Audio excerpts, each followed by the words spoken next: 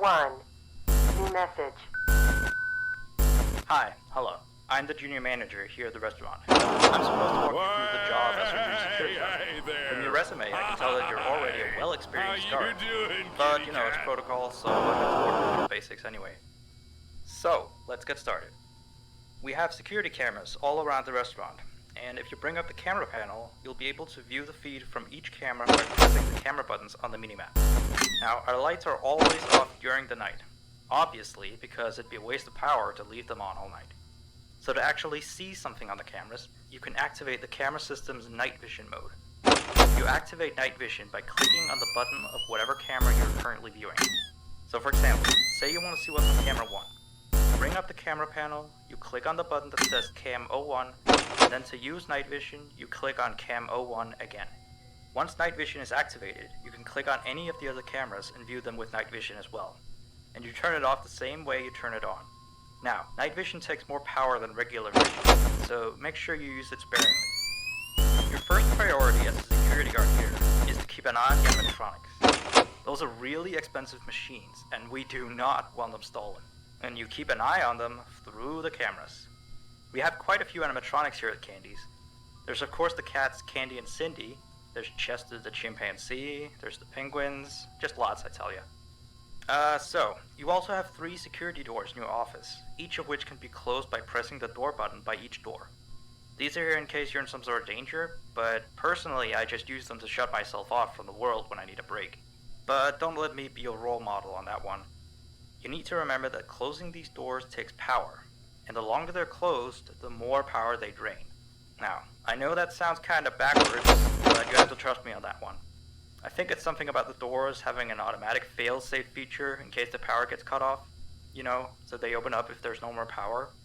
All I know for sure is that they do use more and more power the longer they're closed, so you don't want to keep them closed for too long at a time. Now, the reason I keep mentioning the power is because the restaurant uses a backup power generator at night, which only has a certain amount of juice in it.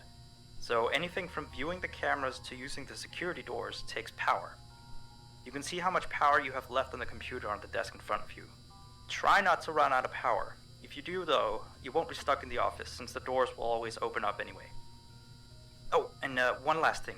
The animatronics aren't completely turned off at night, so they might start walking around a bit. But just be careful not to let any of them into the office, cause we have stuff in there we don't want damaged or anything. Though don't bother with the ticket booth door, they won't attempt to get in through there. That should be all. You'll hear from me again on your next shift. Have a good night.